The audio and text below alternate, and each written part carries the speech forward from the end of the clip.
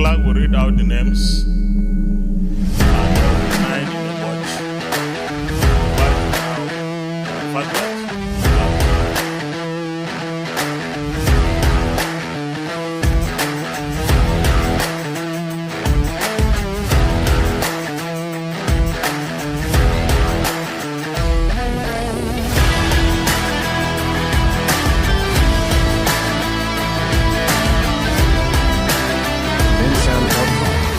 It's a pleasure to have you join us on Parliament and Governance on independent television this wonderful Wednesday. I'm Uyi Agmofwegwe. We are in Benin City, Nigeria. This week we want to turn our attention to an issue that is very topical and of course crucial.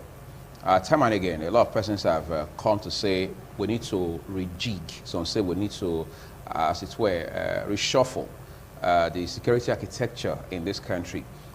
Much as that sounds vague and very ambiguous, there have also been specific calls to say, let's retire the current service chiefs and bring in fresh hands to be able to, as it were, have new perspectives, new vision, and then a whole new leadership as far as the fight against insecurity overall, and in particular, terrorism, insurgency, and banditry is concerned in this country.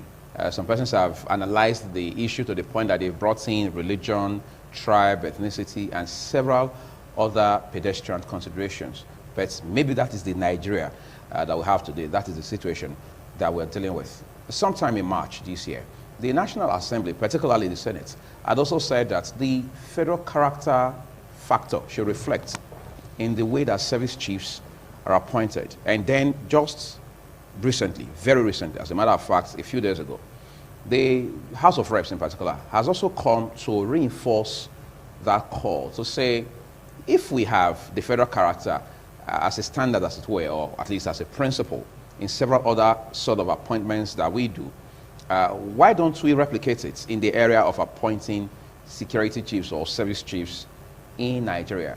Yes, there are political elements in the conversation, but you also have those who say, considering the realistic issues that we're dealing with, particularly in the northern part of the country, of course, by all means, we have insecurity virtually in every part of this country. We should seriously consider ensuring there's a balance, some geographic balance in the way that these service chiefs are appointed. But the fear that many persons have lost over time is that we are likely already making a security matter, which of course is a matter of life and death, a political one, which is again, sadly, an issue of misplacement of priorities. We want to have this discussion and be able to beat all of these issues into context. Stay with us.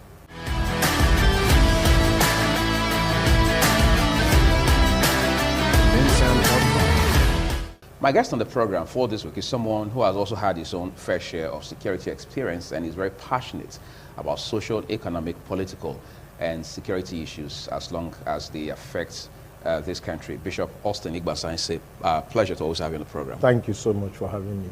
You know, when this issue of the call for security or service chiefs to be retired and new ones appointed came up, you also lent your voice to it back in the day.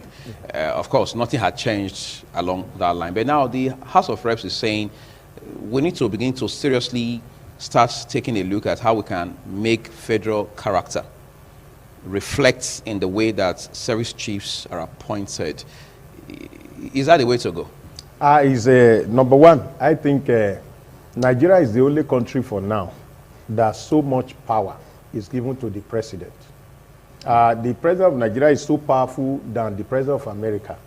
That's why in Nigeria, the president, by the order, can do something that people cannot question. But in America, before you take a step, the president of America, as powerful as America is today, the president of America is not as powerful as a local government chairman in Nigeria. But because they have power to do things that, even when you shout to the roof, what they want to do is what they're going to do. Now, so much power has been arrogated to the president of the Federal Republic of Nigeria. The seat is carrying so much power that the person can decide to do whatever is in his mind, not even minding the Constitution or the constituted authority. That is one area. Because if you take your mind back, we have been shouting about this. If democracy is about the government of the people, and there is no how you want to have sound security of a nation and it will not involve, because it involves the people. It involves every tribe, every ethnic group. It involves every religious group. When you look at some of the causes, the remote causes of insecurity, you will trace them to issues that have to do with tribe. We told them to issues that have to do with ethnicity or talk about religion. Is it the herdsmen you want to talk about? There's a particular group of people today of one religion that are herdsmen. You don't see herdsmen who are Christian. So herdsmen are people of another faith. So if you are going to trace security, you will know that it has to do with both. It has is based either on religion or ethnicity. People that are talking about boundary dispute, it has to do with ethnicity. So there is no how you can do it and you will not get the people involved. One of the reasons why I support this is that when there is a federal character reflecting in the appointment of the security service chief, one, it gives the National Assembly an input, because the Constitution says the president unilaterally appoints the service chief. Right. So if he decides without even recourse to the National Assembly, that is to say he can decide to pick a madman on the street and say, this is the man I know, he can solve the security problem. Well, no matter what you are saying about it, doesn't matter. No, you know, it has gotten beyond that. Even though if he submits their name to National Assembly, and National Assembly has something to say about it, that one does not stop him from removing or withdrawing his, such appointment. So that makes the power to be unilaterally handed over to the president, which is not good. That is one of the reasons why we are where we are today, that the securities we are going through, the challenges we are going through, because the appointment comes from one man. So if the Constitution, if the National Assembly come in and they are able to talk about federal character and it comes in, it will help us to deal with the security issue. Number one, many people are into crime today because they felt that the federal government has abandoned their region.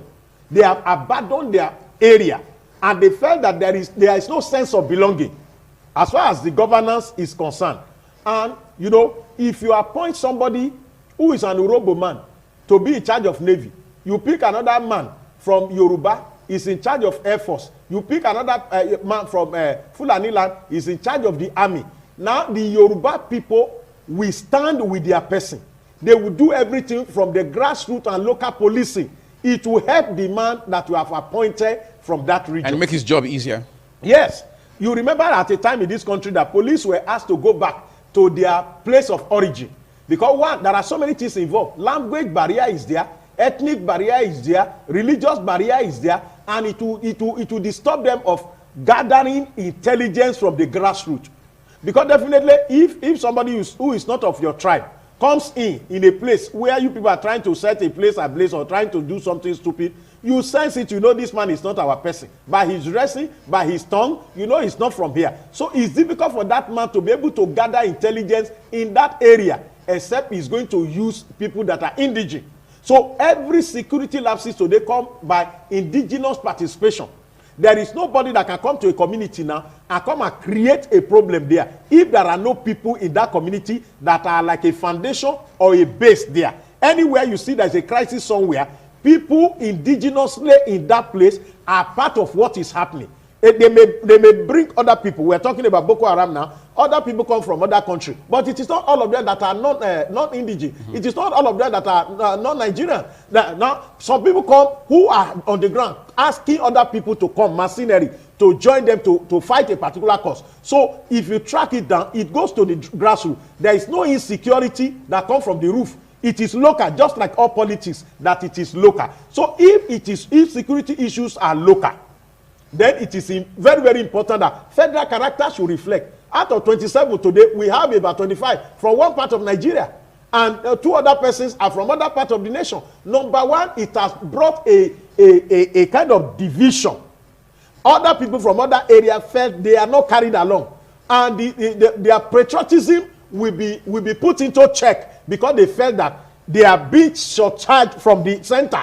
So if it comes to federal character, it will involve the National Assembly having their input to be able to say Mr. F is not qualified to be here for so reason. If you take your mind back, so, the president brought somebody to head the FCC, and the National Assembly, DSS, everybody brought a report that this man is not supposed to be there. But because the man wants the person to be there, and the power given to him, arrogated to him, is like whatever he feels, he can do it and go with it. The other people gave input, the DSS gave input, but even in the capacity of acting, which is against the Constitution, the guy has been there for years in the name of acting, which is even against the Constitution. So I felt that if federal character comes into place, that even some of these organs, EFCC, if you check EFCC to date, non-tribe has not headed EFCC. It has been from the north, from the inception. Nuhu Ribadu, from Nuhu Ribadu, Farida, from Farida to Lamonde, Lamonde to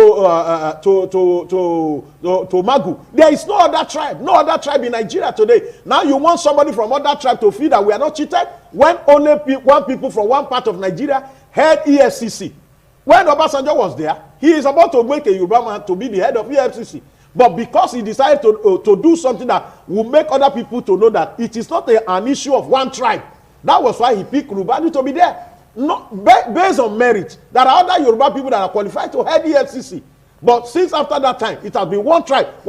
And you know that such a thing will also hamper anti-corruption fight. Because people will feel that, oh, some persons have decided to turn this office to their family house. So they will begin to use that office to deal with people of non-tribe. So that one will stop whistleblowing. It will hamper anybody that is going to even come in to help the anti-corruption crusade to be able to go through. So is this issue of security service chief. Security service chief, they are not working with God in heaven. They have to work with human beings. And because security lapses go with grassroots, they needed to be in touch with the grassroots. As we are talking today, that remove the service chief. How many of them are in the war front? How many of the security service chiefs are in the war front? Are they the one prosecuting the war? No. But when you have people that have fresh idea, they will change the old way of those people that are doing it before. And also the people who are junior officers who are supposed to have from each of the courses a chief of army staff, and they have been denied almost 5 times. You want them to fight the war, to prosecute the war with the whole of their heart? There's something I want to ask you at this point. There's been the arguments that competence and federal character, they run contract to themselves, which means that if you keep emphasizing, or as a country or government, if we continue to emphasize federal character as a principle, it means we're doing that at the detriment of competence, because people are going to feel, well, it's the turn of our tribe, or we are entitled as a tribe, instead of saying, let's advance those with proven competence. How can we merge competence and federal character and then still get the results that we desire as a country? The issue is that there is no tribe in Nigeria today that does not have competent people. It's only if you want to put politics into it. There was a time in the history of University of Benin where I championed the fight that a Benin man should be a VC. I started it first. That a Benin man has never been a VC. Is it because they don't have Benin people who are sound professors who can hold the position? No. Why is it that other tribes have come to do it from time immemorial? So the issue of mediocrity is a personal something, is the mindset of leadership. Now that we want to say that every tribe does not have a qualified and competent people to be able to man each and every organ in this country is a lie from the pit of hell.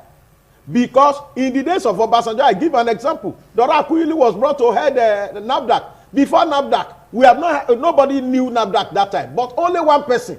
The man single it out. Leadership is about ability to be able to pick people and be able to get them from each tribe of the country. There are a lot of people that can do wonders in Nigeria. I will not have our people outside the country that have been made mayors, minister of justice. Even Boris Johnson gave appointment. One of the first appointments of Donald Trump was a Yoruba man that was made to be in charge of job creation in America. So what are we? And the man was here in Nigeria before. So today, Gatwick Airport and Birmingham Airport is operated by a Yoruba man today, and it's doing wonder in UK. So what we are talking about is that every tribe is only that you can't remove it. That every tribe have competent people that you can be able to. That is why I said the power given to president of Nigeria is too much, that the president can decide to pick anybody. Now, if you are going to have a listening ear to other people, what you need to do is to be able to call people. I give you an example of Dr. Ebele Jonathan. Ebele Jonathan brought Professor Jega without meeting him face to face, not even knowing Jega, with all the work Jega did in the days of ASU. They have never met, he never knew him. But somebody who is an advisor say there is a man, a political scientist who can be able to do this. It's about listening to people. If he wants to do the bidding of other people who are sentimental and operating nepotic government, I think Jonathan is supposed to look for an German to come and be the INEC chairman. Today, we have a president from the north. We have a president that also picked somebody who is an INEC chairman from the north. Today, is that what the Constitution say? No. What is the reason why the Constitution says they must not come from the same area, geopolitical, so is that so that the INEC chairman will be an unbiased empire.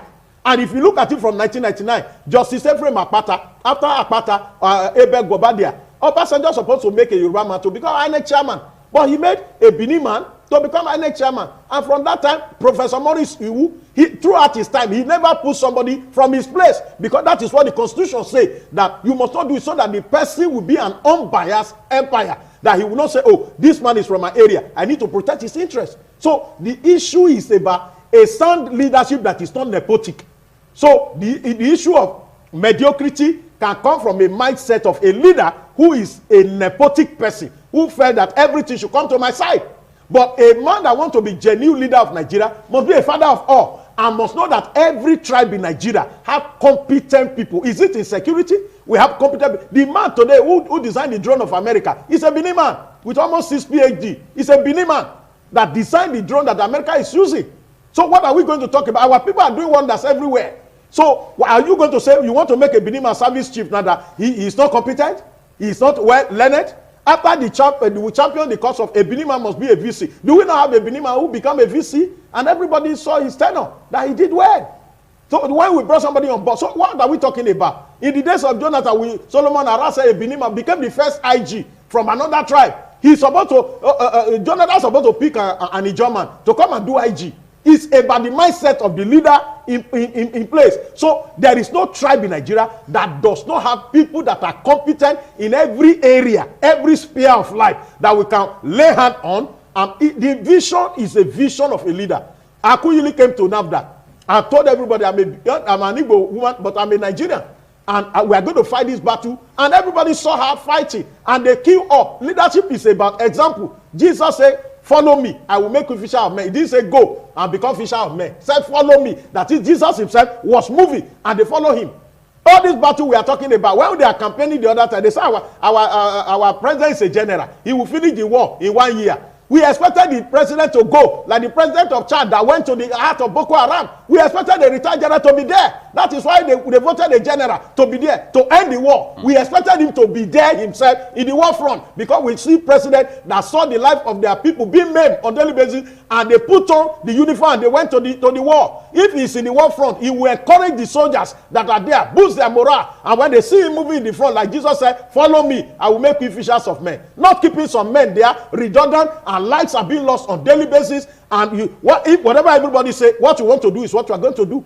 So it is, I think the Constitution gives so much power that even when the National Assembly said this is the way to go, EFCC gave, DSS gave they didn't give a clearance to Magu. But Magu as of today, that's why he's suspended. He said the EFCC chairman, it's suspension. So what is now the power of the National Assembly? That means whatever the way a president sees it is the way to go, not the way the Constitution sees it. You see, that's the issue, the National Assembly part of this whole conversation. I want us to look at that quickly, but I want to take a break now, and then we're back shortly to look at the imports of this position, particularly by the House of Representatives. Stay with us.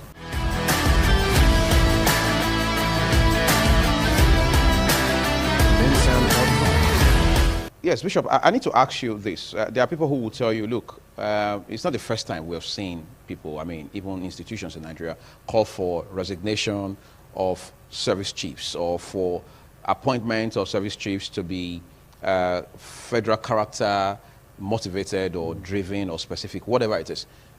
And then you have those who will tell you, this is nothing better than political statements. Is this call different from all the other calls that we've heard before? I feel that with the level of killing and loss of life and property in our nation today, if democracy had to be democracy, which is the voice of the people, the essence of democracy is that the voice of the people. And if you look at military government, we didn't move out of military government because of because there is no infrastructural development. What make most of us to champion democracy is because of the abuse of human rights. And we feel that in democratic government, the voice of the people will matter most. The power of the people, the power is for the people in democracy, not the power for leadership. But we have seen today that we are operating, so to say, that the kind of dictatorship and military politics that we are running in Nigeria makes it difficult for anybody. Now, the call now has gotten, many of these senators have not been able to go to their village, their community. Some of them have not been to their community since 2015. That was the last time they have gone to their own constituency. So, and they are saying in Abuja, they can't go there because of insecurity. So, if this one is coming from their mouth now, we want to believe that it has gotten to the fire has gotten to the people who felt they cannot be touched. So I felt that even in the Nigerian army today, the army themselves, they are not happy that those who are supposed to be promoted to Major General are just at Lieutenant Colonel or Colonel there, because they know that they are working and they needed to be promoted. But they cannot be promoted if the people are on top are not asked to go. So you don't change a winning team if they are winning. But if they are not winning, the essence of democracy is that they should be you should let them go. They have outstayed. Now, if you look at the service chiefs now, they have become politicians. They have become political. They are no more professional because they have stayed. It's like when a tenant overstay in a house, he begin to contend with the first son of the man who owns the house. So they have overstayed. And check it in the history of service chief. How many people have stayed like this long, and yet we are having crisis? If they have stabilized the country and everything is okay, and you say let us retain them to use it to compensate them, I think you will say, oh, they have done well. This is the way to say thank you to them. Let them still be there. But the essence of being in that service, the service chiefs are not eternal position. They are position of transit, that you are on your way out of the service. That is why you are there. It's not a position you sit down and say, now there I go die put. It's a position of transit. You are on your way home. When you are made service chief, people are already drumming drum for you in your village that you will soon come back home. But when people get to service chief and it becomes an eternal position, it becomes a traditional title that until you die, they will not appoint another person after you. That is barbaric. But let's be fair. Let's be fair to these service chiefs, for example. What are we dealing with here? Is it really the inability or failure of the service chiefs to deliver? Or is it a systemic problem? Because we've heard about things like paucity of funds, inadequacy of equipment and manpower, hardware for these service chiefs to work with. Do we blame all of this on them? There's a government they report to. There's a government that they work for. There's a government that appointed them in the first instance. I give you an example of people in this position. Commodore Bitu Ukiwe was at a time second in command in this country. But that was in the 80s. Yes, but he took his stand, but his name rings today. Professor Humphrey Uwosu was the head of INEC. He decided to do the right thing, and their names are written in gold. I'm just trying to say that if you are prosecuting, what stops them? If the morality is there, that you are fighting a battle you have not won. I'm talking about paucity of fund now. Right. But the same people that are talking about paucity of fund are the one moving 400 million from the war front with escort, with helicopter taking it away. Only they are moving more than 10 times. They only caught one. They caught one and they court-martialed the general to go home. But how the fund was moved, because it is not the general, it is a system. It is a system that is moving that money. Where does that money come from? Have you seen EFCC prosecute anybody on which bank released such amount of cash? Who is the account officer that moved the money to the war front? Who is the courier officer that moved it from that base to where the helicopter will pick it? The helicopter that is coming to Nigeria space, is it coming from heaven? Can a strange helicopter come to Nigeria space without clearance? These are issues that needed to be trashed out, not court-martialing that general, because it's a system flow, it's an ATM network. And if people can move such amount of money in a war front, what would they move inside town? So this is the issue. Not even the General Hakim that was court-martialed. It is a system. Who moves the money? Which bank released that cash? Those are the things we want to see. If 400 million can be moved from a war front, and you are talking of paucity of fund, where does that money came from? What was that money meant for? Who is diverting that money? Who are the escort that move with the money? Who brings helicopter to pick the money? And from the helicopter base, where does that money goes to? So, sir, I see it if the country is fighting corruption, by now we will have been able to change the account officer who released that fund, the bank that released such money. What was that money meant for?